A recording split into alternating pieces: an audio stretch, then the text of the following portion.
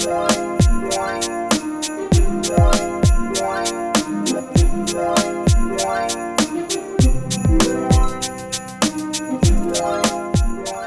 lire sur le thème du patriotisme?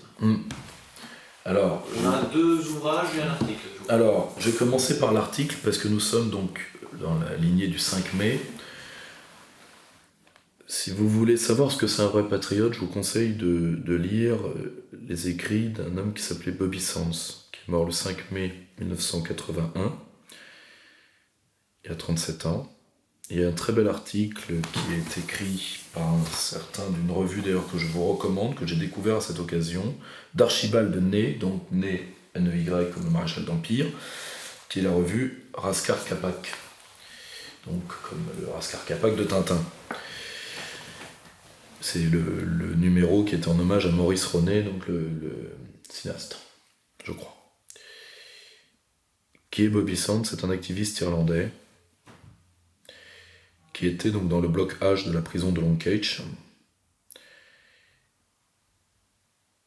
Les Britanniques ont décidé le 1er mars 1976 que ces détenus se verraient dénier le rang de prisonniers politiques et devraient prendre l'uniforme des bagnards. Ils ont préféré rester en tôle nus, couverts de couverture, d'ailleurs c'est comme ça qu'on les appelait, les hommes couverture. Et donc on les a brimés en leur interdisant les douches, l'hygiène, tout ça. Le 1er mars 1981, ils entament une grève de la faim. Bobby Sands et 9 de ses compagnons y mourront. Comme vous voyez, il faut savoir que le nationalisme irlandais, c'est dans mes projets personnels de faire traduire les deux grands livres d'histoire de l'IRA. C'est d'un nationalisme, comme le nationalisme italien, qui est un nationalisme assez maçonnique, parce qu'il a été protégé par les loges. L'IRA a maturé avant sa création par Michael Collins dans des organismes maçonniques comme l'Irish Brotherhood. Et c'est pour ça d'ailleurs que ceux qui opposent franc-maçonnerie et nationalisme sont des crétins, qui oublient d'ailleurs que le nationalisme a été combattu par une partie des auteurs catholiques, parce que pour eux c'était vouloir copier le roi David. Alors, c'est une partie d'ailleurs d'auteurs catholiques, pour la plupart antisémites, d'ailleurs, les auteurs du 19e. Et je dis ça aussi parce que dans l'actualité récente, un petit malin essayait de déstabiliser l'UPR comme ça en inventant, en se plaignant d'une fraternelle. Ce serait très bien, s'il y avait une fraternelle UPR, parce que ça voudrait dire que les maçons prennent conscience d'eux, de ce qu'est l'Union Européenne, qui fondamentalement est un organisme qui est non maçonnique, qui est Vatican. Je le rappelle quand même. C'est fait par des démocrates chrétiens, tout de même. Et si vous voulez, ce nationalisme très socialisant, je rappelle que l'une des devises de l'IRA, c'est en français liberté, égalité, fraternité, tout de même, qui fera la meilleure armée, la plus grande armée secrète au monde. Pour ceux qui n'ont pas le temps de lire, je vous conseille ce film magnifique avec un Liam Neeson au sommet de son art, qui est sur Michael Collins, qui est certainement une de mes figures historiques préférées.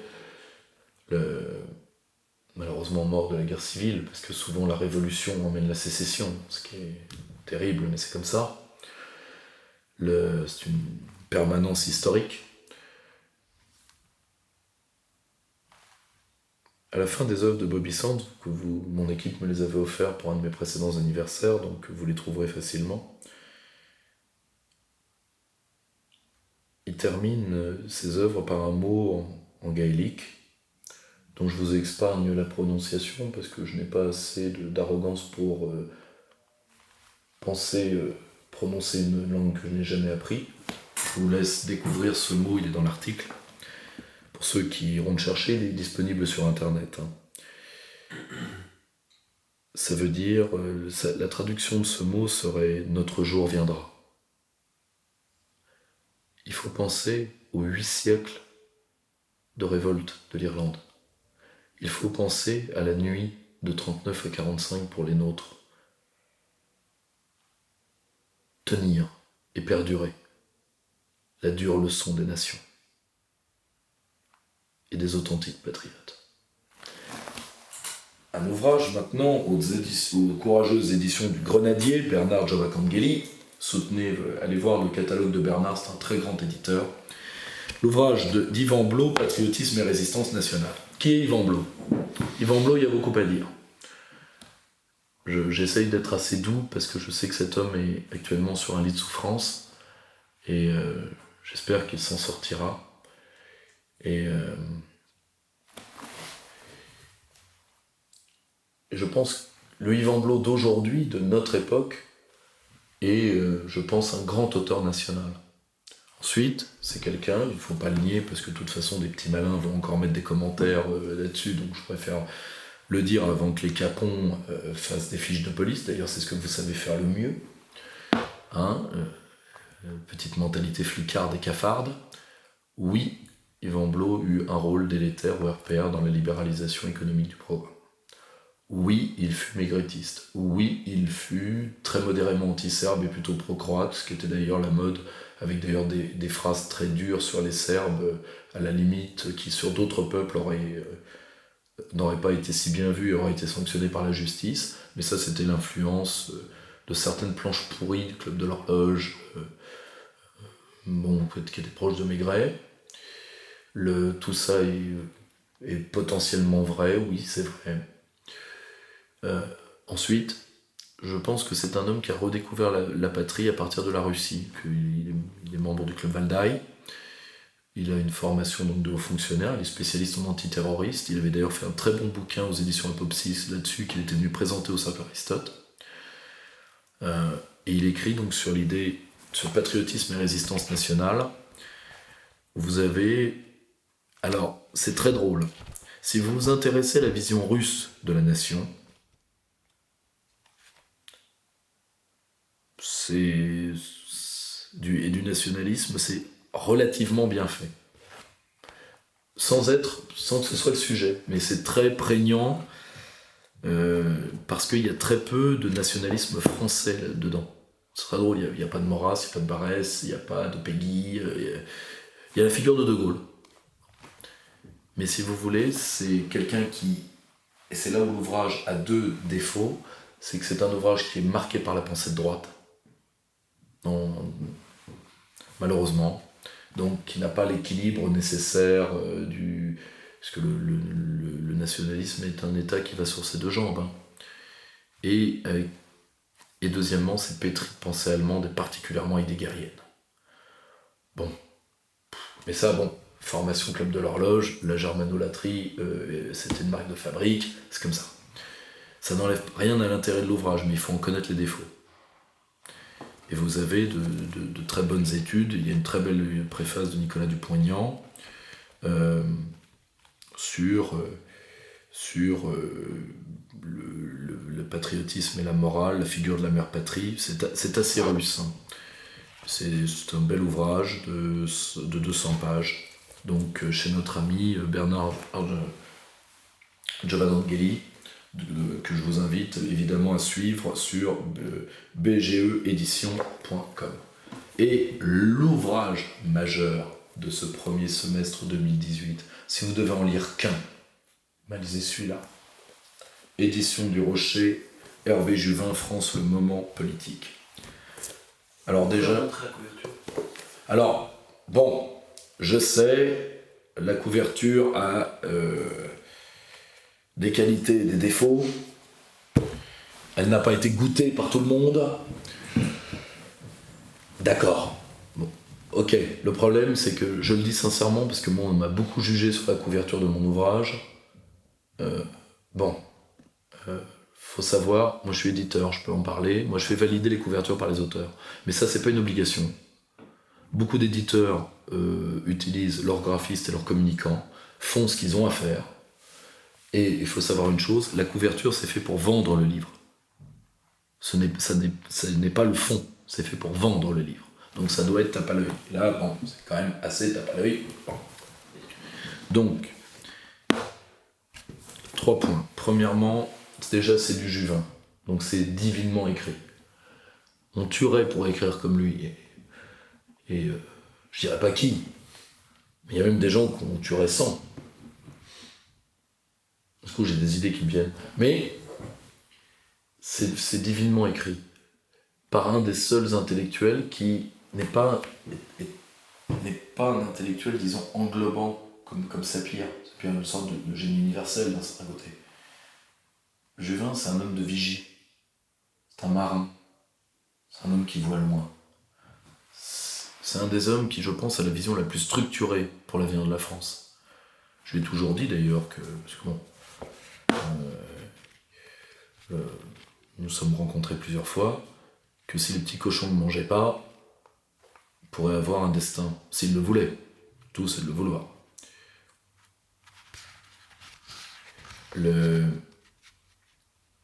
C'est magnifiquement écrit, c'est plein de visions, vous avez tout, vous avez... Quelle est sa thèse principale ? Vous avez l'économie. Sa thèse principale, c'est qu'aujourd'hui, la Startup Nation, c'est-à-dire le lien, la substitution du lien économique au lien national est morte. Et que c'est le retour du grand moment politique, donc du moment politique, donc le moment de rupture. Comment penser cette rupture ? Il la pense par grandes thématiques, sur la plus grande France, sur l'économie nationale, sur l'Europe, etc.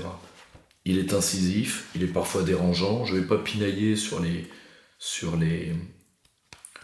petits points de détail qui nous opposent, même si les détails peuvent coûter cher, certains le savent.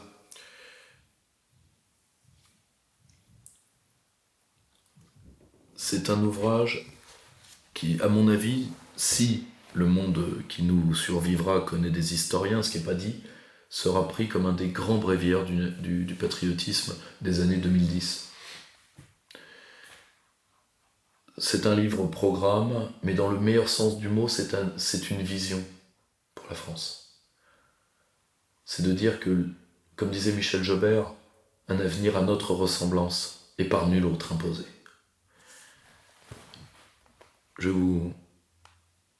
Et qui est l'ouvrage le plus personnel d'Hervé Juvin. C'est pour ça d'ailleurs que, pour la première fois, il utilise le jeu, ce qui ne lui était jamais arrivé avant. Je ne me résigne pas à ce que la France que j'aime, que je veux, s'évanouisse comme un souvenir du passé. Sans la France, je ne me sens pas moi-même. Sans la France, le monde n'aurait pas tout à fait le même goût ni la même saveur. Sans la France, le mot liberté n'aurait pas tout à fait le même sens. Et il manquerait à la mémoire des hommes quelques-unes des images les plus hautes de ce que veut dire être homme, et de se tenir debout devant les trônes, les autels et sous le ciel, et dire non. Tout y est. De l'extraterritorialité du droit américain, l'économie bleue, de la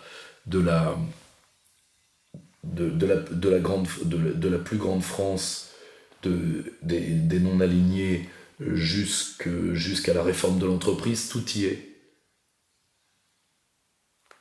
De la restauration de la beauté de nos paysages, à la protection de nos terroirs, tout y est.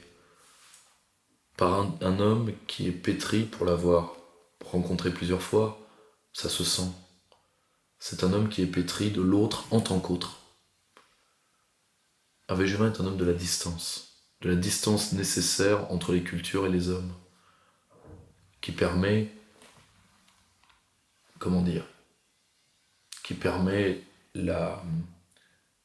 le respect mutuel et qui permet cette forme supérieure de dialogue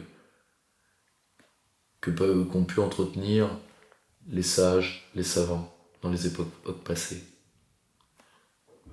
Ce n'est pas du tout l'identité folklorisée et agressive telle que certains la veulent, qui en réalité n'est qu'une extension à la fois de la logique égotiste, parce qu'en réalité ils ne veulent pas parler d'identité, ils veulent parler de moi.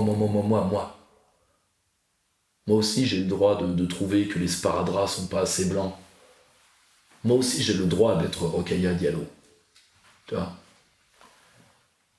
Qui est en réalité, comme le disait très bien Marie Le Pourrier, le culturalisme est à l'esprit ce que le culturisme est parfois au corps, c'est-à-dire de la pure et simple gonflette. Ce n'est pas de l'enracinement, ce n'est pas de l'identité. Ça, c'est de l'enracinement. Ça, c'est de l'identité.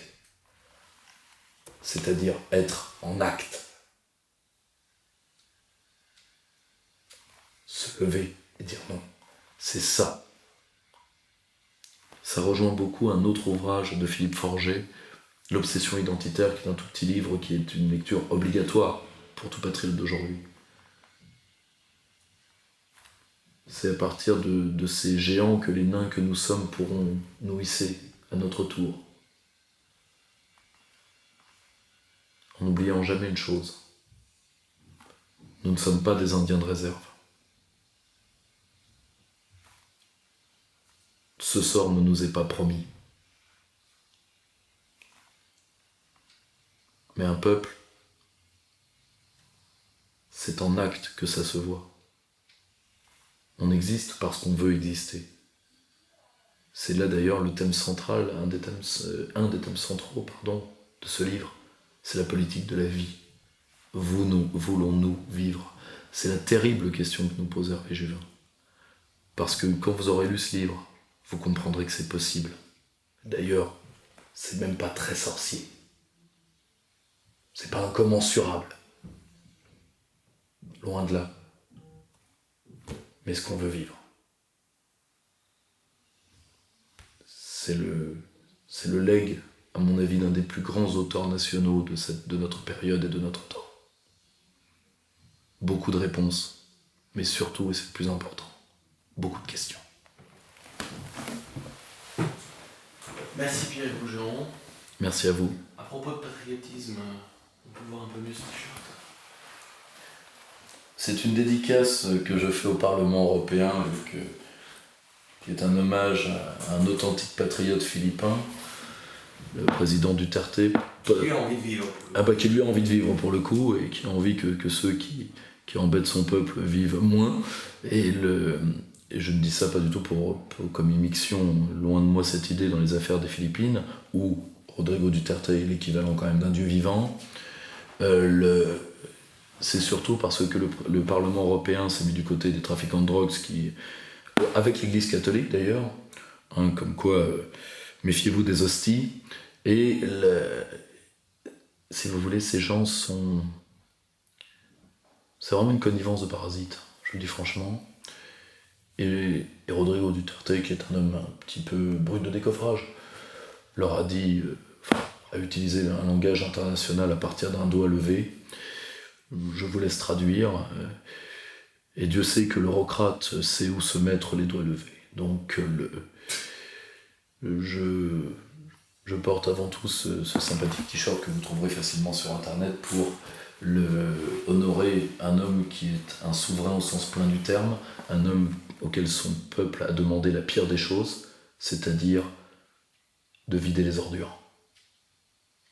Parce qu'une société et une politique de vie se fait sur deux corps sociaux.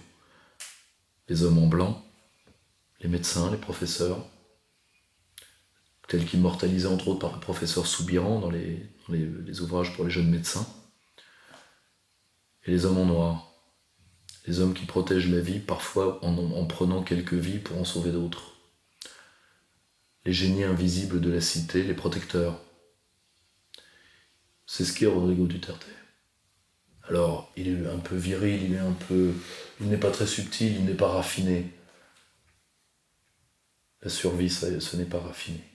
Parfois même, c'est crade. Parce que vouloir vivre, ça se fait sans forme de politesse. Merci.